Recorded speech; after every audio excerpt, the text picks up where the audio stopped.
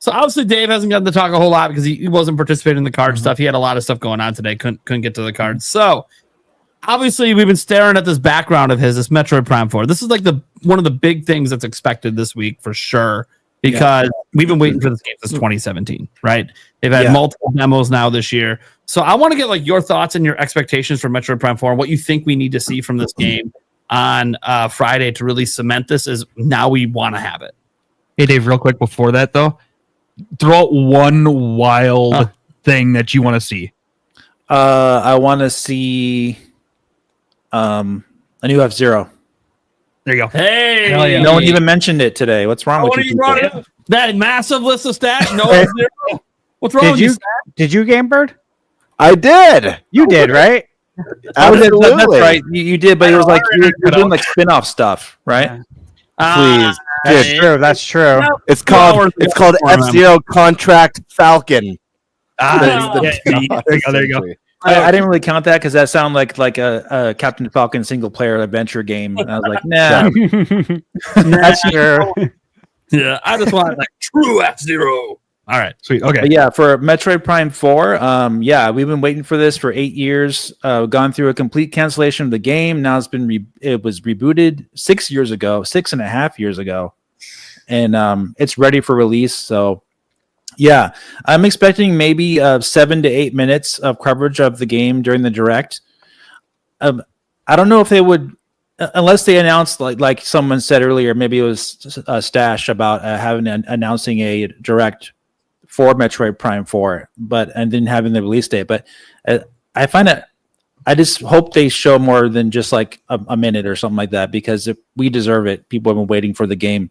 So if they do show a extended, amount of Metroid Prime 4, I expect them to do at least like 7 to 8 minutes of it. I would be happy with that, because you can't do too much of these 60 minutes just on one game. But I think they should show some of the other areas real briefly, some of the other gameplay mechanics real briefly, and of course the whatever special editions they have, and then the release date. More on the mouse controls, more on the what you can do with the Switch 2 specific edition, like what you'll be getting, because obviously they'll be charging more for that edition than the Switch 1 version. They'll be charging $70 likely for that, versus $60 for the Switch 1 version. And we know it's because not just of the graphics, but because of the mouse controls too, and whatever extra content they want to add as well. We have to remember, though, this is Metroid, so this is not one of Nintendo's biggest selling franchises. So likely they're going to pack this game full of content, and it's going to make it very much worth the price. It's likely, like we said, $69.99. And I do really hope they announce a 4K edition for Metroid Prime Remastered along with it during that presentation, along with Metroid Prime 2 and 3. But I don't expect those to be as in depth of remasters as the original Metroid Prime. But I do expect them to at least release those on Switch 2, because you need to have the entire trilogy ready to go. If they don't, so be it, but I really, really hope they do. But yeah, Metroid Prime 4, I expect it to be somewhat of a blowout, much they can do, and if they do announce a direct, it should be really, really soon after this direct here, if they do that. And if they don't, then I expect at least 8 minutes for Metroid Prime 4 on Switch 2, and I expect it to look absolutely gorgeous, beautiful, like it already does. But once they show those glimpses of the other parts of the game, which they will a little bit, I know I'm going to be extremely blown away. I was already blown away by the game in the first place, so I can't wait to see more. Okay, nice. Anyone else want to add some thoughts on Metroid Prime 4 expectations? I'm expecting it. No. There you go. Okay, Stock That's Puppet. my You talk too much. You're talking too much now. I'm expecting to see, and again, it's hard because this is a game where I really think getting its own kind of standalone direct, or like one of those big, even if they did the Nintendo today and dropped like a 12-minute overview trailer, I really think it would serve this game well. I'm expecting to see that wow moment. I already know I'm all in. I think the game looks amazing, but I just know, and obviously when we had Kiwi on, I asked about this. Like, is there going to be that moment that people go like, "Oh shit!" Like, yeah, this is why Prime 4 stands out and it's not just like another Prime 1, 2, and 3. So I'm expecting to see that. I don't know what that wow moment is. I don't know if it's a specific mechanic. If it's a new way to explore this perfectly crafted Metroid world with interconnectivity, what it is. Maybe there's more to the psychic powers that we haven't seen that are really going to blow our minds. So I'm expecting that wow moment. That moment that makes people who are maybe non-Metroid fans go like, oh shit, maybe I should pay attention to this one, you know? Yeah, you're right. Probably some of the other suits they might tease as well that would be like, whoa, I never thought they would do that before. You know, like that kind of stuff. That could really get people's attention, especially Prime fans. Yeah, I would say I echo, right? A lot of what Dave said. Metroid Prime Echoes. Yeah, I think 2 and 3, you know, obviously they're on my bingo card, and I've talked about this a ton, and in your video game, Bird. I don't think they're the full-on remaster scale of Part 1. I think they're like an HD port, right? Maybe a little extra, but not to that scale. I don't think so. But I think we get them with mouse mode. I think they all play with it. And I think Metroid Prime 1 remastered would be obviously a greater candidate than 2 and 3 to actually be in like 4K 120. So we'll see, or 1080 120, 4K 60. So I expect that. I really do. And then as far as the game, yeah, I think they're holding back a lot of details, right? Mm-hmm. I played the game, loved it, loved how it played. Obviously enough to be convinced that mouse mode is the future for this series and that they're actually going to go back and do it on Prime 1, 2, and 3. Like that was my first takeaway when I had only controlled the game for maybe 5 minutes. I'm like, oh yeah, this is definitely coming to Switch 2 with mouse mode. This feels right. But I think there's other things that they're holding back. And I hope they're significant. I remember one of the rumors was like about it being not open world, but open zone, and that the zones are like massive. I'd like to see how that's going to play out. Obviously, the psychic ability. I want to see more on that. And I'm just curious if there's any other elements. Like, is there time travel in this game? Something? Sorry, there could be a multiplayer mode. I forgot to mention that. Yeah, that's a great call, Dave. Actually, I'm glad you did because I wanted to mention that and I literally just forgot too. So multiplayer mode would be huge, right? And that would help the game, I think, to be evergreen. Mm-hmm. Agreed. Yep. Yeah, I think we all have like And they had obviously it in really Prime high too. hopes. What's that? Yeah, so they had a multiplayer mode in Prime 2. Don't feel like it was fleshed out enough, I think, to really pop. And obviously it was on GameCube, which wasn't doing well. But Yeah. yeah, I think a multiplayer mode now that's fully fleshed out could really, really do well. I feel like if I buy anyone video games for Christmas, which like I usually try to, obviously buy people cool stuff for Christmas if I'm buying you a gift. And I know you're a gamer. I'm going to get you a video game. I'm not going to get you like a t-shirt or something. I'll get you a game. And my goal is for anyone I buy games for. I'm not going to ask anyone what you want. You get Metroid Prime 4. Because I'm going to do whatever I can do to help boost those sales. Even if that means getting you a Christmas gift you may think you don't want, but you will once you play it. Yeah, they need to market that. They need to start marketing that pretty quick after this direct. Like, seriously. Yes. Market the entire trilogy and market the game and just go for it. 100%. And we know that book's coming out on the 28th. And again, it just makes me think that we're getting all of them. Mm-hmm. because that book can't take the place of playing Prime 2 and 3. And I've said this before many times.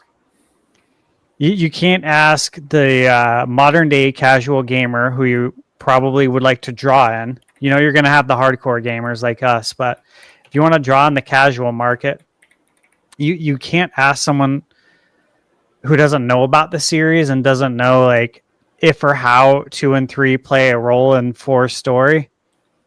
Like Nintendo could say 4 is completely separate and it's its own contained adventure, but people are still going to want to experience 2 and 3.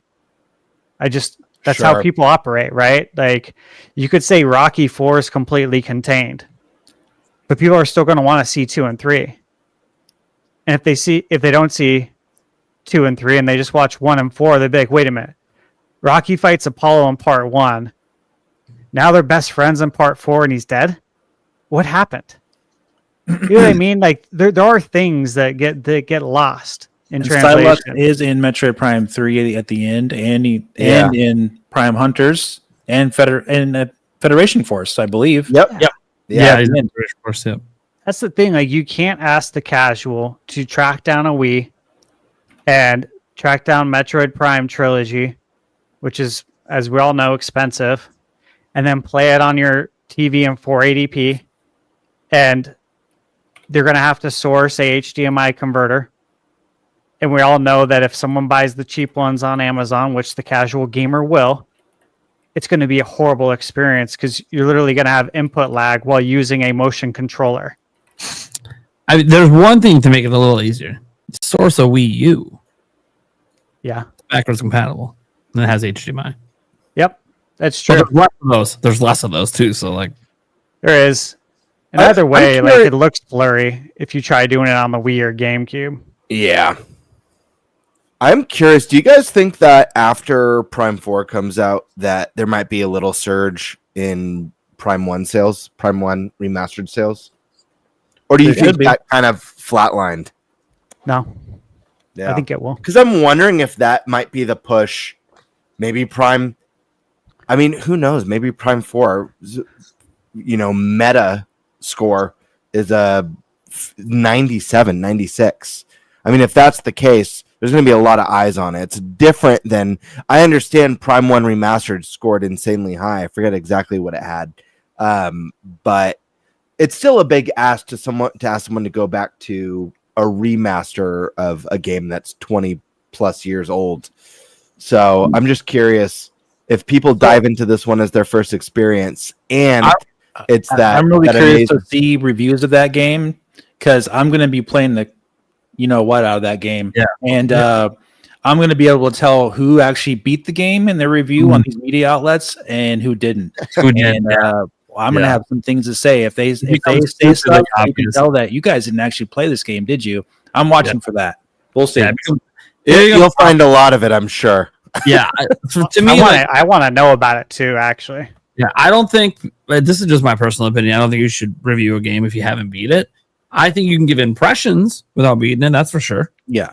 Like if you don't like the game so much that you can't even keep playing it, then just give your impressions that, hey, these are my impressions of the game. I just don't think it's very good. I'm not really getting into it. Here's the reasons X, Y, and Z. And then move on. But it's not really a review because the review, you have to put in the time. You don't got 100% it. That's different. That's completionist stuff. But you got to at least beat the main story, in my opinion, to do a review. And it becomes really obvious how many outlets don't do that when you beat it. And you're like, dude, they were talking some shit halfway through this review that never happened.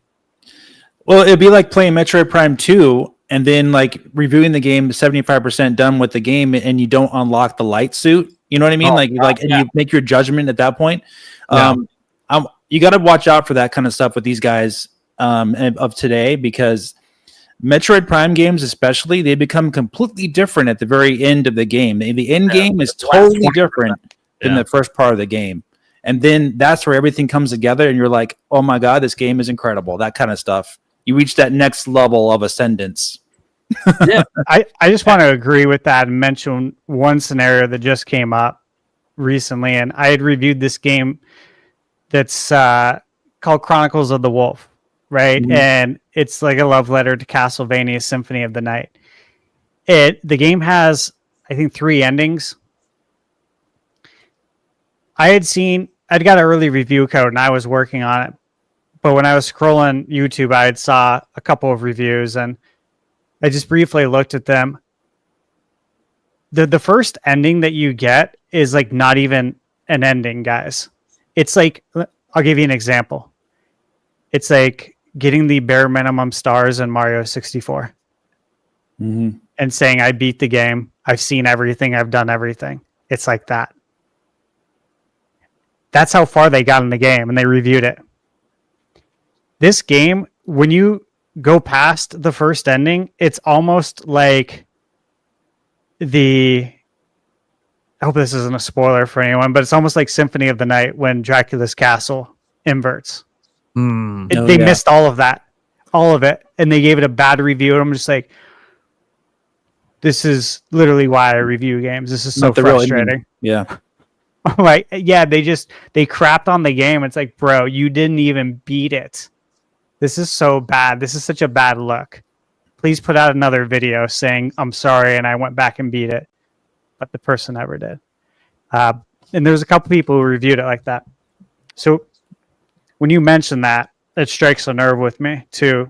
Yeah. When people don't finish games and then review them. Yeah, there's so much enjoyment in exploring in Metroid Prime games that you do miss out on a lot if you are not exploring.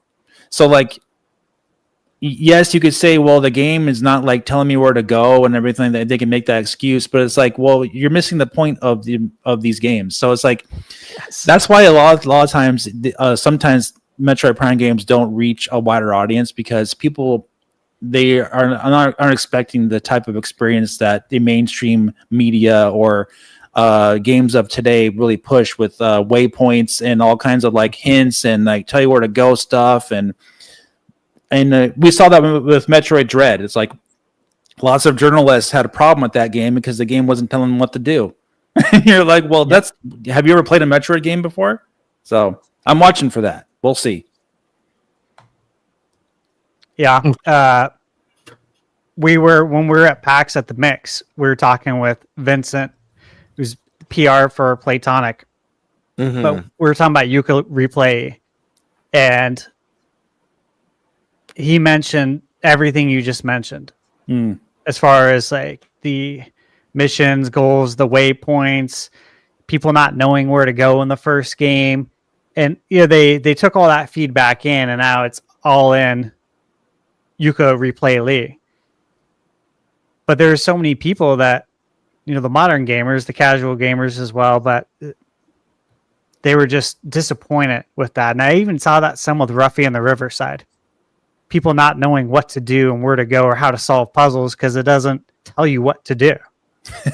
Which I'm like, yeah, that's the enjoyment of a video game, is figuring it out, right? Like, or at least I thought it was, not them telling me what to do. If I wanted that, I'd buy a player's guide for every game. Right. To be fair, I think both should exist. Like, there should be games that do that and games that do like. There's nothing wrong with Ubisoft games that have like the points that tell you where to run to. Well, but I like the modes they have, Nate. Sure. Yeah.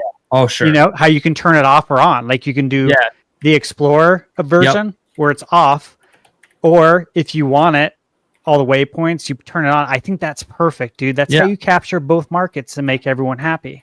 Yeah, because here's my thing. I don't have a problem with people that enjoy guided experiences. That's fine. Either.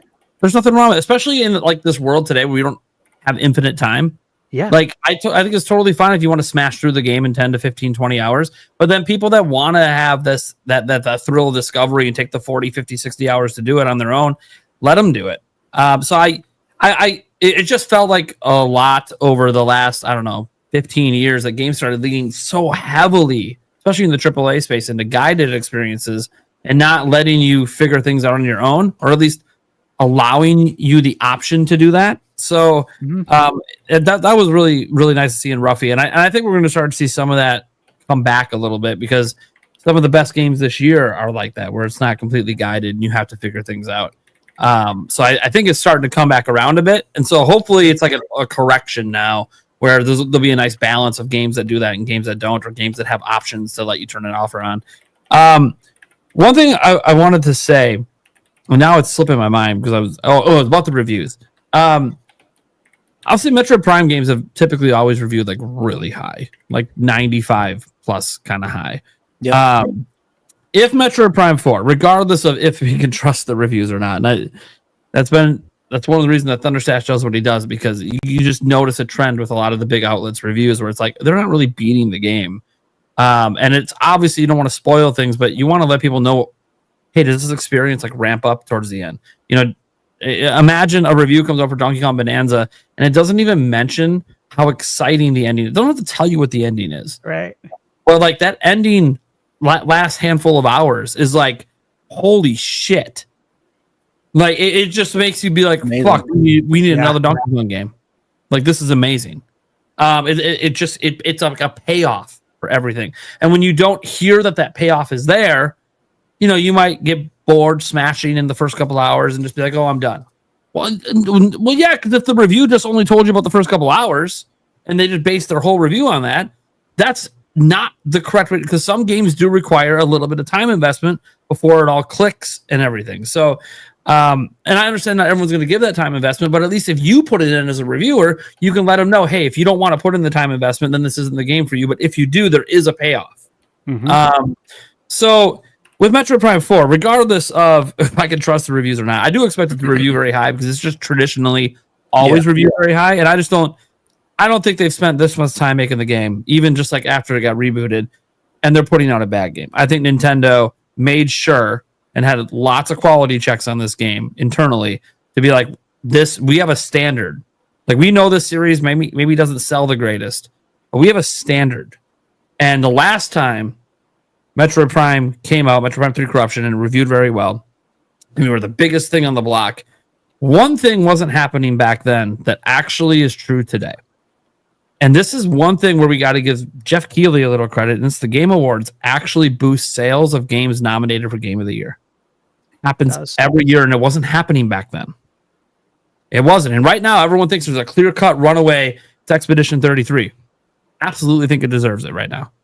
But if Metroid Prime 4 comes in and reviews higher than Expedition 33 and the user scores hold up as well, which they probably will because the user scores usually hold up on Metroid, it's going to create a conversation on social media. It's going to create a conversation at the Game Awards that maybe it shouldn't be such a shoe-in for Expedition. We should be looking at this 95, 96, possibly 97 rated Metroid Prime. How the fuck is this Metroid? How's the Metroid game getting rated this high? What is going on? It's going to create interest. And people are going to notice. I think it's one of those things because Dread is the only, modern Metroid game to ever get nominated for like Game of the Year at the Modern Awards. Yep. It's the best-selling Metroid game. I think that played a role. That played a role in pushing it to the best-selling. Now imagine you have this game, which should have more appeal because it is first-person shooter. Lots of people like that stuff. If there's a multiplayer mode, that can add even more to it. Epic boss fights, amazing exploration, all this stuff that Metroid's known for, puzzle solving and everything, not holding your hand, although maybe they offer an option to maybe help some people that like it that way. We'll see. We don't know. I don't think it's a problem if it's just an option. I think that if that happens, that actually could end up, the reviews ultimately end up actually boosting the interest in the game because then it gets nominated for Game of the Year. And it actually is a serious, like everyone knows at this point, most people assume Donkey Kong Bonanza is going to be nominated, but no one thinks it's got a shot to win. Okay, well, Metroid Prime 4 probably doesn't have a shot to win either due to popularity, but then if it forces the conversation because it's just rated like 3-4 points ahead of the presumed Game of the Year, that is going to be like, gamers are going to be like, what the fuck is going on with this game? And you don't even have to buy a Switch 2 to play it. Go buy your discount Switch. Give it a try. Like, it's going to create a lot of buzz and a lot of like, what is going on? Because that's what happened with Expedition 33. It didn't fire out the gate really popular. It had kind of a slow launch. And then all of a sudden, the reviews popped up. Oh my God, it's the highest reviewed game of the year. Users are raving on social media, shooing for Game of the Year, and the buzz kept going and the sales just kept climbing and climbing. That's what I think needs to happen now for Metroid Prime 4. It needs to come out with the pedigree that it used to have, with a little bit more accessibility for some people, but obviously optional accessibility. Obviously, I think they have to do something. There's got to be something unique about this game. I don't know what that's going to be. I don't know if that just means when you go into certain sections, where it's more open a bit, maybe those sections are even bigger than we've ever seen before. And so that's where it kind of feels, oh, is this a little bit open world? No, it gives you a taste. Enough to wet the whistle to make it bigger than we've ever seen, but also still you got your corridors, you got your progression systems, and maybe multiple paths you can go on, and lots of discovery stuff. Because we've seen, it's interesting because like we've seen and not seen a lot of Metroid Prime 4. You've just seen a lot of the beginning of the game. And the beginning of the game is always intro, right? It looks like a fantastic intro. I haven't played it. Stash got to play it at the Switch 2 experience. It looks like an absolutely amazing intro to the game. Yeah, it is. It's just the intro, though. Yeah. Like that's just helping you learn how to play the game. We haven't seen really what happens once you're past that. Yeah, there's lots of stuff they can do. Like time travel could be a thing with that black hole. Ooh, yeah. That could really like blow your mind type stuff. I'm not talking about graphics here. I'm talking about gameplay experience.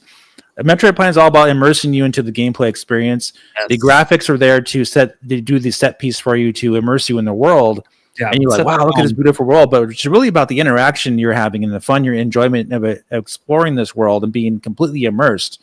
Then when everything connects at the end, you're like, oh my gosh, this game's like a 10 out of 10. This is incredible. Masterpiece. Yeah, so like that's what the quintessential Metroid Prime experience is. And yeah, I agree with you. I don't think it's going to be a game of the year. Like I don't think it will win game of the year just because it's a sequel. Expedition 33 is an original IP, and I think it heavily favors original IP's first experience being unique. Metroid Prime 4 though has every chance and possibility to be definitely nominated for game of the year. I think it has a great shot. Just got to force a conversation. It doesn't have to win, but if it could force a conversation where you can't ignore me, this is the best thing Nintendo's released in, it's higher rated than Tears of the Kingdom. Like best thing they've released since 2017, the 97s that they have with Mario Odyssey and Tears of the Kingdom. It forces, because people don't like, social media was around obviously back when corruption came out, but it wasn't as big. Not everybody back then had the internet in their pocket. Some people did. Smartphones existed, but it wasn't as huge as it's everyone has it now. So like Metroid's only ever had really Dread exist in this world, and Dread, of course, at this point, by the time Dread came out, and this is no offense to Dread, there's just been a lot of side-scrolling Metroidvania games. There's a ton of them. They're like a dime a dozen on all the shops. Yeah. It's a really popular genre. Obviously, we see what happens with like one that's similar, like Silk Song, a little bit in some regards. So, like, we know it's a really popular genre, but there's just so many now that Metroid doesn't stand out as much as it once did. Yeah. But no one's doing what the Prime series has done. There's just nothing like it out there.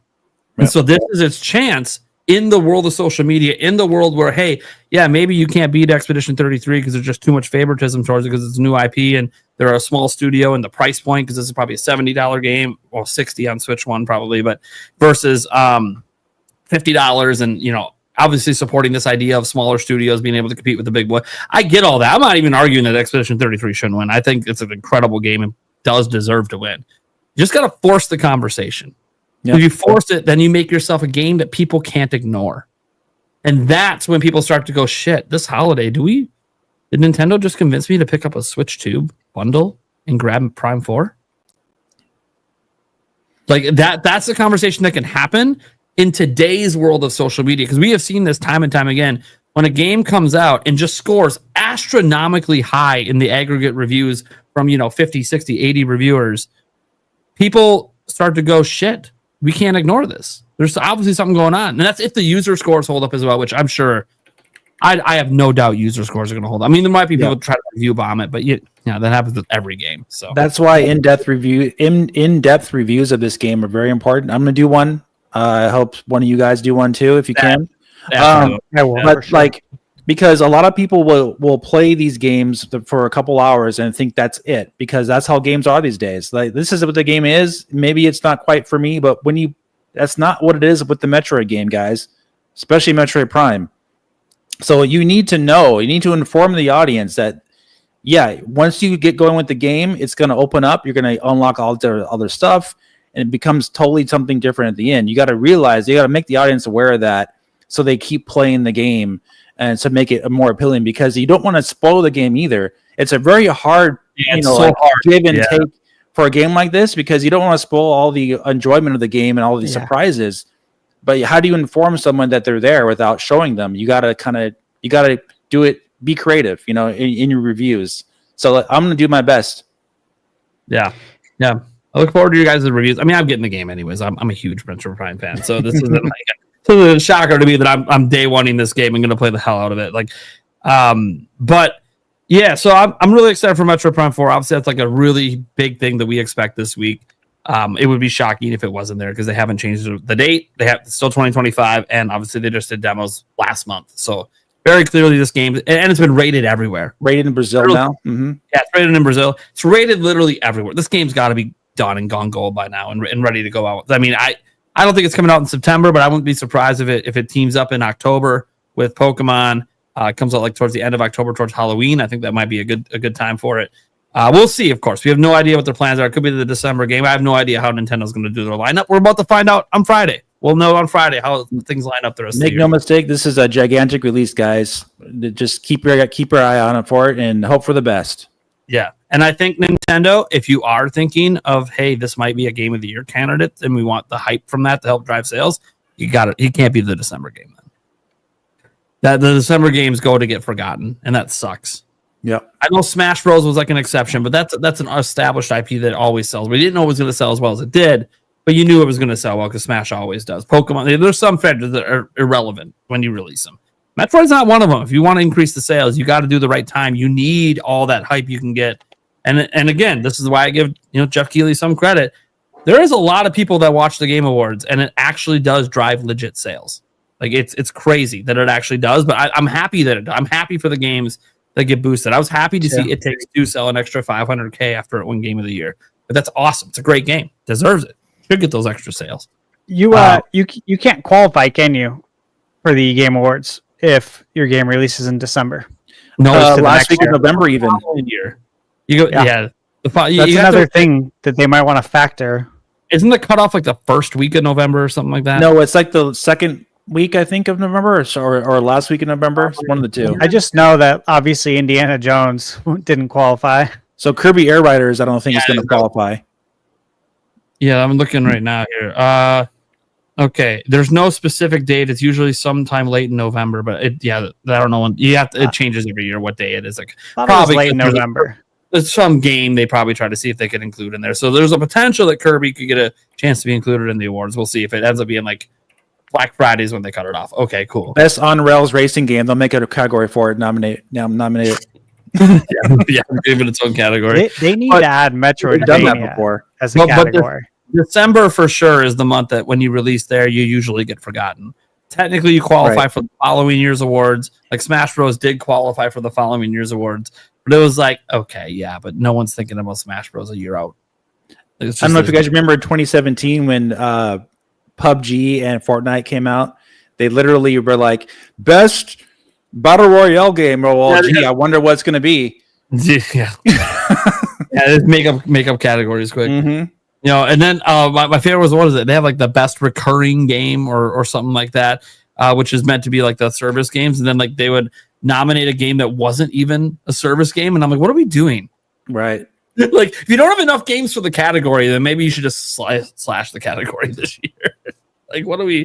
This is crazy to me. Anyways, that's just we're getting the Game Awards stuff closer to the Game Awards. I actually do appreciate the Game Awards exist. I think Jeff Keighley does his best. I always think there's ways that he could improve it. He does listen. He does actually legitimately talk to people and try to figure it out. But I know there's a lot of moving parts of that thing and a lot of money going around, and I get it. I wouldn't want to run it. I'll tell you that. It's very complicated what he's doing over there. But I appreciate that the show exists and it does get the attention it does, because I do think it brings positive energy to the whole game industry, regardless of the internet always hating on it every year. The internet hates on it every year, but like 200 million people watch it every year. So clearly it's doing something right. And I enjoy it, man. I will say this. To me, this is what makes me okay with whatever bullshit goes on. The teams that win the awards care. And if they care, then the show matters. That's what matters to me. Like, if they care to win, then that's what adds meaning to the show. Like, if someone won Game of the Year and they didn't even show up to accept it, they don't give a fuck, right? I mean, this is their Oscars, man. Yeah. Like, why wouldn't you care? Think of how many times we've seen like developers crying on stage and didn't even win Game of the Year. They just won whatever category they were in. Like, it means a lot to these people. So important to recognize, like, this is a chance to recognize game developers and the individual studios, not just the big publishers. Like when like when Breath of the Wild won Game of the Year for, and lots of Nintendo fans remember that. Yeah, it was Eiji Aonuma, but Fujibayashi was on the stage, and so were a few other of the developers. And you're like, this is cool, because it's not just like, Doug Bowser going up to accept and just be like, "Yup, this is really cool. We won Game of the Year." You had nothing to fucking do with this game. No one wants to see you. We want to see the devs. And they brought some of them on stage, and they had some of them in the audience. I don't know if they knew. I don't know if they know ahead of time if they're going to win, and they probably do, so they can prepare their speeches. But still, there's something about that moment when it gets called and the crowd goes nuts. It's a live audience. That's what's really cool about it. This gives you that E3 vibe, a little bit of the live audience with the exciting announcement that everyone goes nuts for. Except it's an award, and sometimes it's an announcement. Every now and then, there's cool announcements at There's a lot. There's a lot of cool announcements at the Game Awards. Like, people literally watch it for that. I watch it for both. I do enjoy it a lot. And just to add to what you said, you know, we got to look at it this way too. In that, like, look at the indie studios. Like, some of them have used their life savings to get to this point, and we've heard stories of it. I've interviewed some that have talked about, pulling out, like, using all their savings and living absolutely minimalist and pulling out loans to get to where they are, and not knowing if this game would even hit or succeed. Second That's mortgages. a huge deal. Yeah, and then you look at games that have been in development forever. Oh. Like, this is your body of work. Like, if I just say, hypothetically, came out of school, joined a studio, and we've been working on this game for 7 years, 8 years, how long has Prime been in development? Right? This is your body of work, man. Like, imagine if you're on the team for Beyond Good and Evil 2. God. Like, your project hasn't even made it out to the public yet, but you've been working on this game for 15, 20 years. People ask, what do you do? What do you do for a living? I make games. What games have you made? This game, it's not out yet, but, this is your body of work for your life. So I think it's a huge deal when you go up there and you get an award for this. Yeah. That's just me, and I'm really competitive too. So obviously, like, I would want to win an award, right? Yeah. This is it's a big deal, man. I respect what he does. I don't know why he gets the shit that he does, but he filled two major holes in the industry. E3 being gone, and it's not replaced, but he's trying to do his best, right, for now, and putting a Game Awards out there for us. And so I don't know why he gets any hate. I respect what he's done. I understand why he gets hate. Yeah, let me know, because I don't know.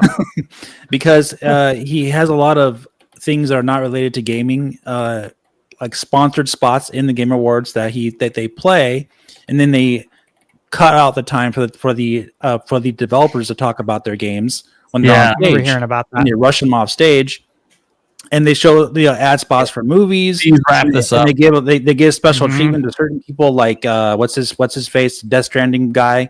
Kojima.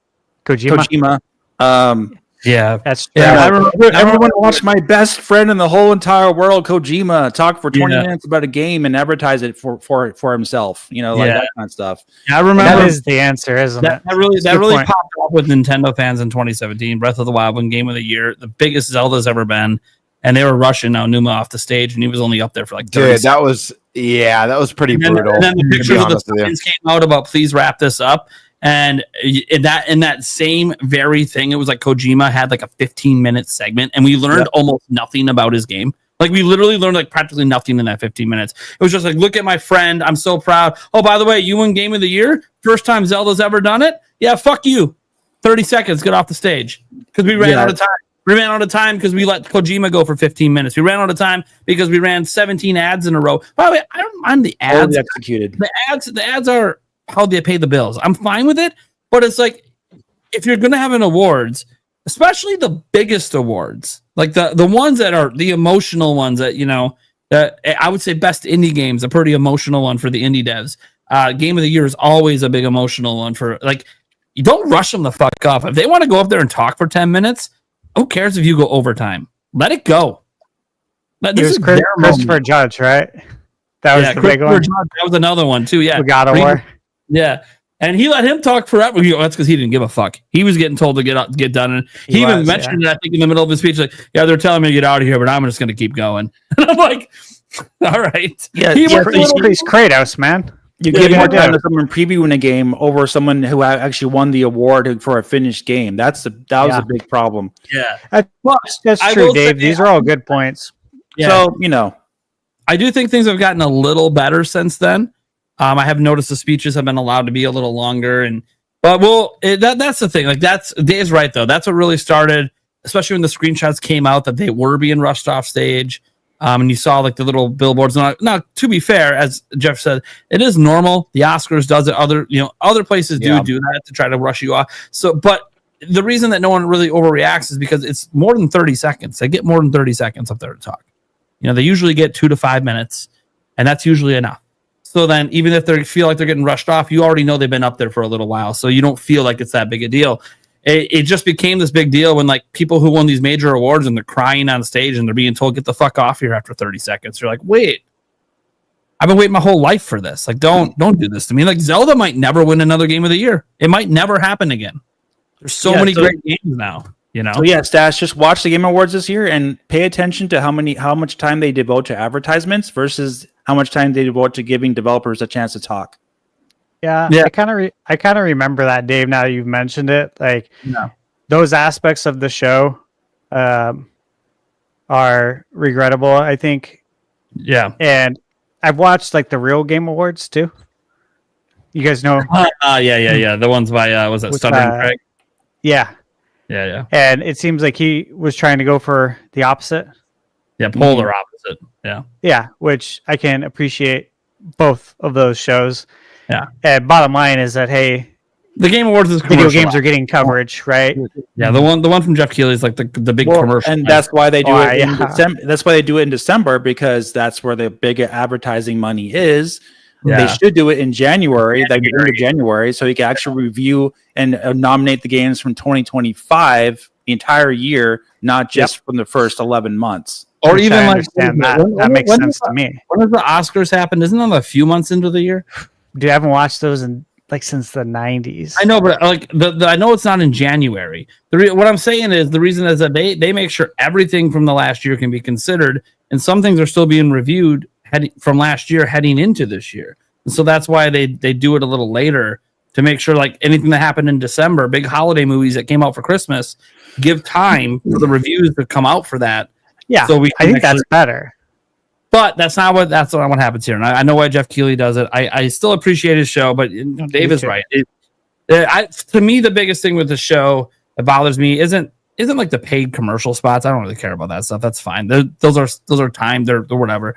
It's the moments like when Kojima's up or other developers that he has come on to talk about their games that they're advertising. Okay, we just saw a trailer for it. We don't need you up there for 10 minutes talking about it, then telling us literally nothing new. It's like to a lot of gamers, I think it feels like he's flexing that I know these people. It's like, we know you know the whole industry. We're not dumb. You can't have the show if you don't know the whole industry. The fact you got their trailer lets us know you know them. We all know you're best friends with Kojima. You don't need to have him on stage to talk unless he wins Game of the Year. Then give him his time to talk. So, anyways, he knows all this, by the way. He's heard this feedback, and obviously it has improved a little bit, but it's still not to where I think... to be fair, the Game Awards is never going to please everyone. It is what it is. You can't please everyone. I know this is a YouTuber. I'm sure Dave knows this, Thunder. You can't please everyone anyways. Yeah, I mean, the Game Awards it has its good moments. I give it that for sure. And the awards, I think, are justified for the most part for some of the... Not all the categories. Some of them are a complete waste of time, in my opinion. But like... Yeah. Totally. Usually a really good game does win Game of the Year, but how you get there throughout the whole process is a pain in the butt sometimes watching that show. Yeah.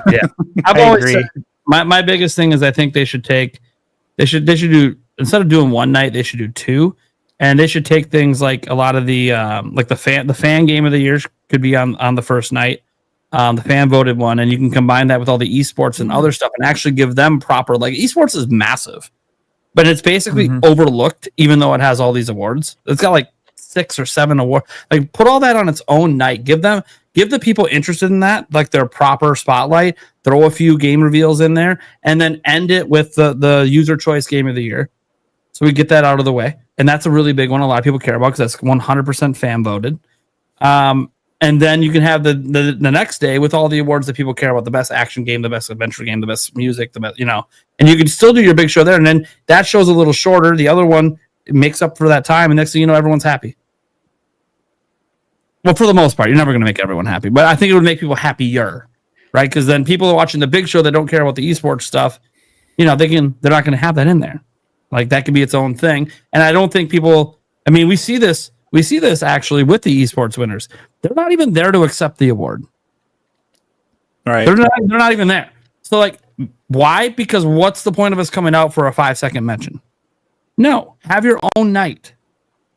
And you could even have like an esports tournament going on during the entire event on the side and give updates throughout the show. Having the best teams that were nominated for things going at it. That'd be sick. That's a good idea. I just don't think that would ever happen because he has to rent the venue out. So yeah, he's never going to do it. It's not going to happen. But I think it's a good idea. It is a good idea, though. Jeff Keighley, hire me to help you with ideas, and you tell me what's feasible and what's not. I'll work around what you think is feasible. All right? I'm telling you, I'm not even a big esports guy. I know I've seen enough esports events to know like why they're popular, what people want to see, and the esports people would care more about the awards if you actually treated them respectfully and gave them the proper attention that you're just never going to get in an award show that has all these other big categories. All right, moving on. But that's your answer, Stash. Yeah. That's why it gets 8. Yep. Yeah, thanks. I appreciate it. Yeah, it makes sense. You know what the biggest feedback he gets is the length of it too. Sure. It's too long. So it's like, what do you do? Yeah. Because you got to run the ads to pay for it too. You get rid of some of the awards that don't matter, or you split it into 2 nights. That would fix it. There's a lot of things they could do, but it's whatever. Yes, it's a lot, yeah. Obviously, I think it's a net positive for the industry, regardless of its issues. So I don't want it to go away. And I'm glad that there's other award shows like the Real Game Award show starting to come up, where and the Golden Stick Awards have existed every year. There's GDC. Game Developer Conference Awards as well. Game developers really care about that because that's done by the developers. There's usually a great trailer or two to see. Oh yeah, as well. So yeah, there's always usually something exciting. Even Nintendo shows up every now and then and has something like the Fire Emblem World exclusives. Yeah, with the Fire Emblem Engage trailer back in 2022, I believe that was right before it came out. That was really cool to have a brand new trailer. So even Nintendo shows up there sometimes, which they don't always show up to Jeff Keighley events, or pretty much never, besides the Game Awards. Anyways, not even opening night live, although it was really nice to have the Indiana Jones reveal there. That was sick. It was sick for me anyways. As someone who only has it on Game Pass, I've never spent money on the game, so I actually might be willing to buy it if it's a good port. And I know people tell me, well, if you can already play it on Xbox, why get it on Switch 2? Because I can't play my Xbox everywhere. I think you guys forget about the portability aspect of Switch 2 and how convenient that. Like, it's a whole entire thing that Xbox can do on my phone if I bring an extra controller with, and then I can't use my phone while I'm gaming, so that's stupid. Yeah, people willingly ignore that. Saves too, that helps, right? Yeah, cross saves help a lot, yeah. Although, issue with Star Wars Outlaws with that on Switch 2. They're there, but they seem to create a ton of pop-in when you bring your cross save. And I even noticed that myself, so I just started a new file. And didn't you have you played it since they patched it? I haven't ported in my save since they patched it, no. Yeah, because they fixed the pop-in. Did they fix it with the Yeah. I knew it was just a bug. It had to, because the fact that it's not there when you don't port in your save is like, that has to be, it's a bug. Well, the pop-in is in portable mode mainly, what the issue was, and they patched that. Now it's not there. So perfect. You should be good. So speaking of Outlaws, obviously Dave's a tech guy, right? I know you did a whole conversation about it. First off, are you impressed by it? And do you think this bodes well for these major third-party games we're all speculating about being in this direct? Yeah, I'm very impressed by it. But I mean, the conversation about the game, I never thought the game was that demanding in the first place. Okay. I know it sounds weird, but like it's more so because they made it demanding because of what's going on in the background. But the actual visuals, they look good, but it's like they're doing like ray tracing and everything, and all those effects they could do without ray tracing and just have more creative like aspects in the game design. I personally think it's a glorified PS4 game, but that's really what all these games of today are anyway. Everything looks like a PS4 game, just a little bit better. Yeah, higher resolution. So, am I impressed by it? Yes, but I more so think it's a funny port because of what the expectations were by some of these sites like Digital Foundry. So it's like, it can never run on Switch 2 because of blah blah blah blah blah. I'm like, what are you talking about? Like, this is a game that should be able to run on Switch 2 because the game, it doesn't really look that demanding. It's more so about optimization. So, am I surprised that it's running good on Switch 2? No, I'm not. But I'm more surprised or impressed, so to speak, by Ubisoft's effort to make it run good on Switch 2 because I had no faith in them whatsoever because of it's Ubisoft. Yeah, and I haven't purchased an Ubisoft game since 2014, like Black Flag, and because it's Ubisoft. So like, yeah. But as far as the actual technical strengths of what it's showing, I am actually very impressed by the ray tracing in that game. I thought it would be lower quality than Xbox Series S, and actually some of it's higher quality. It actually has more ray trace reflections and accurate reflections and global RTGI, global illumination, than the Xbox Series S version, which I was surprised with. But I do think that's the NVIDIA advantage, because NVIDIA does do ray tracing better than AMD does. Okay, so I do think the ray tracing effects are very impressive, on par and better than Xbox Series S. And yes, there is some cutbacks as far as geometry is concerned, but there is a discussion about that as well because of the file size being 30 gigabytes smaller on Switch 2. And the whole game card situation, and them saying they couldn't put in a game card because the read speeds were too slow. So they had to put it on the system memory. But even the system memory is slower by quite a bit than the other systems as well. But it's still fast enough. So my opinion, I think that they actually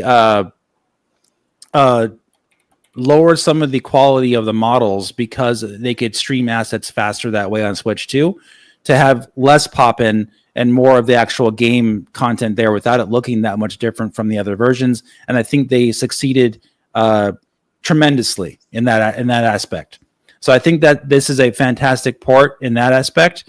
And I do think it bodes well for other ports as well. So I do think you'll be getting very, very good quality ports of games like Assassin's Creed, the Shadows game. And then as long as they do the same methods, and also other companies too, it bodes well, like Capcom, Resident Evil 4 Remake, Village. I do think you'll be getting games that look very, very similar to the other versions. I think anything RE engine, they should be moving over. But yeah, I'm impressed because Ubisoft and the open world stuff, this could have been a complete slideshow on Switch 2. It could have been like 15 frames per second in the open world. It's what I expected. Because that's what it looked like in previews. It looked terrible. And then like all of a sudden now it's like a locked 30 and you can do pretty much anything you want in the game, and you have very minimal pop-in, especially now after the patch. There's like no pop-in at all. And they fixed some of the shadow bugs too in the patch they just released a couple of days ago. So like I am very impressed by it, but I'm also not surprised that the Switch 2 can do it because I expected that in the first place. More so the effort that Ubisoft went into to port the game like that. I do think it's because they want to make more money because they lost some money on the game when they released it. So if they want to make more money, you're going to have to release good ports on Switch 2, because Switch 2, hate to break it to you, fanboys out there, but it's going to be the number one selling platform. So you're going to have to design your games with Switch 2 in mind and go the extra mile. Yeah, no, that's true. Yeah, no, you're not wrong. Yeah, that's the thing. I think the expectations for this game were understandable, especially with the fact that it launched broken and ran poorly on everything at first. And Obviously, it is demanding in its own way, sometimes unnecessarily so. But also, I mean, ray tracing is a very demanding thing. Yep. And it was nice to see, in some instances of the ray tracing is even a little better than on Series S. I think people don't really understand that, like, having dedicated ray tracing cores, how big of a difference that is versus, forcing ray tracing onto the same cores that are running your game. Like, that actually makes like a huge difference. It's one of the advantages NVIDIA's had this whole time with ray tracing. And even though there's not a ton of RT cores and stuff on Switch 2, it's showing it's got enough that it can run a system that's literally just ray tracing. There is no other lighting system. Right. That's what it uses. There is no other they never made any other lighting system. And as you said, it's kind of unnecessary sometimes. Lighting systems have gotten so good that ray tracing isn't necessarily needed. It's a nice to have, but it's not needed. So like with Cyberpunk, they have it as an option. You don't have to use ray tracing, right? Mm-hmm. But it is nice to see that, hey, if a company does go all in with ray tracing, Switch 2 can do it. It might not be able to do it the best, but it doesn't matter. It just has to be able to do it. So, and I think you're right. Like, they're going to have to consider this moving forward, especially if, here's the thing that, they needed some sales for Star Wars Outlaws, and I've been paying attention to the eShop. It's been consistently staying in like the top 3 in sales since it came out on the eShop. I think that bodes well. I'm not saying that it's obviously selling millions, guys. Like, that's, there's not that huge install basis of Switch 2, right? But I think it's selling well within, maybe even exceeding their expectations, considering the install base. And obviously all this positive reception it's gotten at launch for being like, holy crap. I mean, even Digital Foundry, as much as you can make fun of them, they're praising the game, and that helps bring positive attention to it. So I think that, because I think that's what happened with Cyberpunk too. It had all this positive attention heading into launch, in addition to being on a physical cartridge, really helped make it probably one of the best selling games at launch. So I think that Ubisoft seeing that, obviously that makes them be like, hey, we got to start putting all our stuff here. We got to take our ports serious. If we give them a good quality version of the game, they will buy it. And in the future games that haven't even come out yet, maybe we should consider Switch 2 from the very beginning, because it has the potential, once the install base keeps growing, it could be possibly the lead platform that we sell the most on, potentially. Like, and I think that's not something companies have considered with Nintendo in the past. Is that, hey, Nintendo fans will buy your games if you bring good, high quality versions over. And we're just not used to that as Nintendo fans. We usually don't get most of the stuff, and when we do get it, it's like Mortal Kombat 1 when it launches, and it's just like, what are we doing? Yeah, well, the game is not even running at like 720p. It's running at 1440p upscale with DLSS. Yep. And I think that's really impressive because it's an open world game. So they are, and the game looks almost identical to the other versions. You have to really, when you're like just seeing it on its own, people are not going to be able to tell much of a difference unless you do a side by side comparison. You can see, a couple of things are missing here, but it's basically the same. So like that's the kind of thing that's what I expected out of these ports for Switch 2 before the system was revealed, before it was revealed and released. I expected these types of ports, as long as they optimized and made it with Switch 2 in mind, because there is no PS4 port or for Outlaws. It's just on current gen and PC.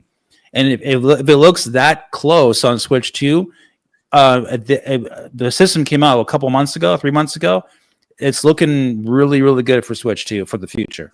Yeah. And that's the thing. Like, what made me really click that I think, okay, Requiem and all these other games can come, was when I was playing the demo at PAX West, and I noticed there wasn't a lot of high interest in the demo, which didn't surprise me because the game had such bad reception. But I had played Star Wars Outlaws before, and everyone, like Good Vibes Gaming and other people that were negative on it, they talked about how, it was just corridor based and there was these I'm like, no, actually, you just didn't beat the quest. If you beat the quest, it lets you out into the open world and lets you get on a speedster and run around. And when I got on the speedster and it didn't chug, I was fully expecting like 15 frames and running like shit when I got on that speedster and started going. The moment it didn't do that, and I only got to do it for like a minute, I'm like, this looks and feels great. Holy shit. We can get everything, can't we? Mm-hmm. It really is just optimization. Like, everyone always says that, but it's always like, yeah, but the proof is in the pudding. What's the game that's going to fully optimize and actually pay attention to because, like, as an example, so many games and we don't have to go into a giant optimization topic, but so many games they don't optimize for the strengths of the hardware. So like example, CPU is a weak point on Switch 2, but GPU is a very strong point. So you need to optimize to offload some of those CPU tasks to the GPU, and that's probably what they did with Outlaws. 100% right. That I guarantee it's what they did. I literally talked to the dev there, and he wouldn't tell me how long they've been working on it. He said, "We've been working on this for a very long time." I said, "More than a year?" Yes. And I'm like, okay. So like they were putting serious time figuring out how this hardware works and how we can offload some of what we were doing here over to here and actually make it run well. That's what been like. One, that's really awesome optimization. Two, it just goes to show that that's really what we need in the industry. If you want your games to sell well, you want your games to perform, you want that not optimize your game, take advantage of what each individual hardware is good for. You can make your game like people talk about GTA 6, and I understand that like that's like the top end of games that probably maximize everything that it possibly can, right? At least that's what we assume. We haven't really seen a whole lot of it, but we know what GTA 5 was like back in the day. And like even then, it's like, okay, yeah, it's running on Series S. People need to like remember GTA 6 is going to be day one on Series S. Okay. Switch 2 is proving its GPU has some capabilities that punch above Series S at times, but its CPU not quite as much. Optimize the game to offload some more stuff to the GPU and use some DLSS, which you can't even do on Series S. And next thing you know, GTA 6 is running at 30 FPS, rock solid, and looks pretty good. Maybe they don't quit to 1440p like Star Wars Outlaws. They only get to 1080, but still looks fantastic. Like I like. This is one of those things that I think companies just have to care. I'm really glad that Ubisoft showed. Like, that's the biggest thing I care. I don't really care if Star Wars Outlaws sells well, although I think it's good news for Ubisoft and for future ports from Ubisoft for Switch owners. But I do think that they just kind of put the flag in the ground to say, hey, you want your game to run well on Switch 2, it can. Yeah. So this might make gamers start to second guess when games come out and they run like shit on Switch 2. They're probably not going to buy your game because they're going to know you didn't put the effort in. So Borderlands 4, I really hope that you smoothed out that 30 FPS frame rate, locked it in for launch at Switch 2, because if you didn't, I don't think that people are going to buy it. I don't have any confidence in that game. I'm just telling you right now.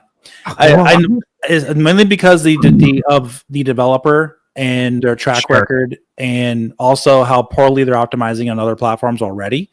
So we'll see. I'm frustrated over one thing. We can't show any footage. Yeah. Mm-hmm. We have footage. We You have can't show great it. footage. Really? Borderlands 4? Yeah, I sat down and played it in docked mode on And they Switch let us 2. record. They let us record it. They didn't stop us, and then they told us after the fact we can't show it. I saw footage of that game though. At other people posted their footage, Yep. and it looked okay in some parts, and like some stutters here and there on On Switch, Switch 2? Mm-hmm. Yeah, on the Switch 2, yeah, because there is footage out there. At Gamescom? Yeah, there's Gamescom. There's some Maybe, from PAX I don't know. well. I was going to say, was it at PAX for the behind closed door? Because No, I think the behind closed doors Okay. demo, when I was trying to talk to the guy, the behind closed door demo seemed to be a newer one than what was on the show floor, but also because of that, it's a little buggier because it's they're sorting some stuff out, and I think that's why they didn't want us to show footage, because I noted the stash, like not just stutters, there were full on hitches happening. The game would just freeze. yeah. Ooh. And so Nate, That's of memory. course, brought that up after, and I'm like, yeah, I see it when I'm playing. Like I noticed it, but I'm like so into the action and the actual like gameplay of it, because they throw you right into 4 is good a gameplay. huge shootout. Like you're literally running and gunning for your life. Yeah, you're in a late Yeah. game dungeon. Is Basically. what you're playing in. Yeah. And so I'm No, are focusing we on talking the about game. Borderlands 4 or Elden Ring? Borderlands 4. Borderlands 4. Okay, okay. You said Yeah. dungeons, so Yeah, they have like dungeons in it. Oh, they call them dungeons. Yeah. okay. That's okay. what you refer to it as. I wouldn't call it a dungeon, but that's what they call it. Yeah. But like I was having fun playing the game. Like I'm talking in chat right now, in my chat, about this as well. Like it specifically about Borderlands 4. Yeah. again, like we've talked about this a lot. Most things are going to run better on PS5, if not all of them. That's to be expected. And I feel like it's the same conversation as the game cards. You know, like when a game gets announced, oh, it's a game card. It's like, yeah, what do you expect?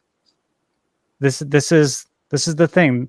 You know, you gotta get on board with it or not, or I guess complain about it on the internet if that's your MO. The thing is though, is that it's more about if it's disruptive of the gameplay experience for people, and if it's stuttering and like actually hitching, that is something that is unacceptable. I don't care what anybody says. It shouldn't be hitching or freezing while you're playing the game. Like Nate said. So but this was this was obviously a demo, a buggy demo build. So from what I played, and it wasn't the same demo as on the show floor. I want to be very clear about that. They played a completely different area on the show floor. So for what I played, and for the fact that it's a different build, but it's not a recent build, in comparison to today's date, right? Yeah. So for what I played, knowing that there's going to be further optimization, which they talked to us about, I felt pretty good about it. I felt good enough to say, like, if this is your only way to play Borderlands and you want to play it, or if you really enjoy playing games handheld, I didn't get to play it docked, but a lot of these games are running better in handheld because of VRR.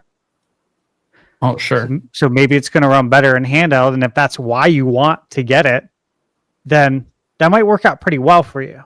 Yeah. Still, overall, though, wait for reviews and for that stuff, guys, because them promising that it's going to get better is not the same as it actually getting better, and hoping it's better in handheld doesn't mean that it actually is. So, like, these are just the initial impressions are based on how old the demo was, based on when it didn't hitch, how fun it was in between.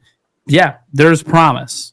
That's what it felt like. There's promise, but it's like, but this game comes out, a month. So it's like, is it going to get cleaned up more? Has it been cleaned up more? Why, if it is cleaned up more? And now I understand making demos, guys. Like, it does take a lot of time. So, not making a demo on like Star Wars Outlaws demo.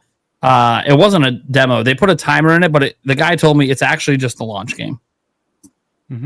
This is just what it's launching as. Like, so that's why that was so probably polished and ready to go, because it wasn't a demo. They just put an arbitrary timer to kick you off after 15 minutes. And so you're right though. Developers are going to find out pretty quick if your game runs like garbage. People are not going to buy your game. So this is not Switch 1. This is Switch 2. What's interesting with Star Wars Outlaws as well, everyone thought, oh, it's game key cards. That's why they don't sell. Outlaws is selling pretty well, and it's a game key card. And I know they gave a public reason on the one of the art directors or whatever of the actual engine gave a public reason. I don't think that's actually that it was already selling well before he gave that reason. So it's also further proof that game key cards aren't necessarily the death knell for your game. You just have to be a good version of your game that people want to play. Yep. And the reality is some of the games you got at launch weren't necessarily good versions of the game, even though, they were on game key cards. Also, I'll just tell you, this is just my personal opinion. And I think if no company's considering this, like when that one report came out from that one developer, it's just one developer, by the way, folks, that said, their sales on Switch 2 were worse than their worst expectations or whatever. It's like, okay, that was one single developer quote. That was not every third party. And dude, do you know how many games were at launch? Like, did anyone realistically think people were going to buy all those games? But also look at the games they released though. Not many people are going to be buying Hitman. I'm sorry. Nah, it is. You know what I mean? And like Hitman that's been around for a while. Yakuza is not going to probably sell that much. I'm sorry. These are old ancient. I'm a Yakuza believer now, so. I mean, they were good ports, but these are not games people are wanting to go buy brand new today. Not really, So it's like, what do you expect? They're great for only Nintendo owners, which is why like Sega's releasing all the Yakuza games and why they released Kiwami on Switch 1. Like, they're slowly introducing that to the people who only own Nintendo consoles. For you, it's perfect. But yeah, for all of us who own all the consoles, it's old news for sure. Yeah. And I'm still a belief that, like, again, there's a reason that sometimes consoles only launch with like 10 games because you can't sell 21 games. People just spent $400, $500, $600 on a console. You're buying games at 60, $70 a pop. Like, it's just unrealistic to expect every game at launch to pop if it's not the selling. Like, Cyberpunk was being advertised as, you know, hey, not only does this look and run great, a technical showcase, it's on a cartridge. Okay, you're gonna buy that. You're gonna buy Mario Kart World.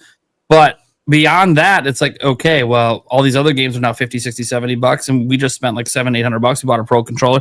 We're not going to buy all this stuff, and we probably won't come back to it because more games are going to release down the line when we get our paychecks that we maybe want to try the newer games that come out. So that's why I don't actually blame. Like, it actually had a really huge library at launch, but I also think that's a mistake. And the games would, because I look at from launch until the end of July.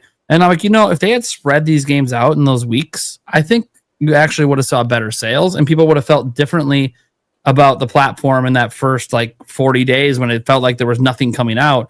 Well, if you would have spread out the launch games, you might have actually been a little better for all the games to get their individual attention.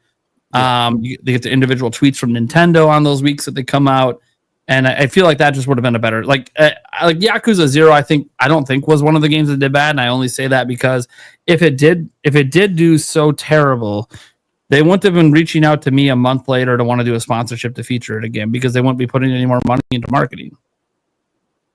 Like I mean, some of these games had no marketing too. Like I didn't see any marketing for Hitman or Yakuza. I saw some trailers on YouTube. Yakuza's marketing, I can tell you this right now, they actually went through content creators. They sponsored a ton of dedicated videos on Yakuza. Oh, yeah, okay.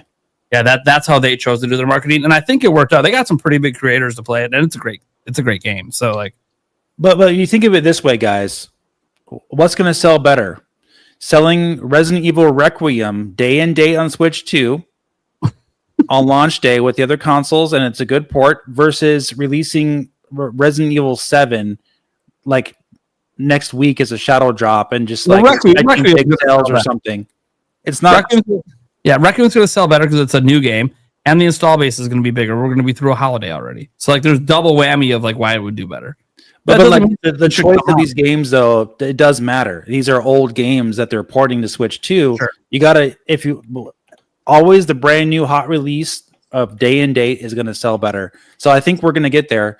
Well, so yeah. I just don't see why some of these developers should be complaining too much about sales this early. Our game sold so low. Like, well, what do you expect? Like, if you're releasing Hitman that runs at a choppy, like 30 to 45 frames per second, inconsistent on launch day, what do you expect? Yeah, I hope that First Light, like that's the one that's coming next from them. I think that's got a chance. It better be good. You better have optimized the hell out of it. I think that's got a better chance than Hitman did because it's new. People are excited about it. You put a lot of marketing behind it. You've had state of plays for it. You've done dedicated events for it. Like, it's probably going to pop up at the Direct on Friday. Like, it's a 2026 game in early 2026. Like, and you've been advertising it's coming to Switch too. Expensive too. Expensive license. An expensive license. Yeah. So I think there's an opportunity where that one could do well, and I guess the next Hitman game could do well as well. Like it could. It's just, I understand, obviously, guys, why they bring over the older games right away because they're easier to get the ports over quick versus new stuff they're still working on that they haven't had dev kits for. And then on top of that, obviously, the longer these companies have it, like I think the reason I don't even think we're getting Call of Duty this year is because Microsoft didn't have the dev kits long enough for the current Call of Duty cycle. You have to wait for a game where they've had the dev kit for 3 years, and then they've had 3 years as the Call of Duty team to work on it because that's about the dev cycle for a Call of Duty game. So I think next year's Call of Duty might be when the contract will kick in because they've had now 2+ years with this with a dev unit to actually. What do we say? You have to consider Switch 2 from the beginning. Mm-hmm. And so, like, I think Microsoft made some promises in that contract: parity, feature parity, cross. It's going to day and date. Like they said, this is going to be like all the other versions, except obviously, there'll be some visual sacrifices. Okay. Well, to do that, you got to consider it from the beginning. And I don't think last year's version obviously didn't consider it from the beginning. I don't think this year's version did either. Next year's version, though, that's the one where they probably had the dev kit long enough to be working on it alongside the main game the whole time. So we'll see.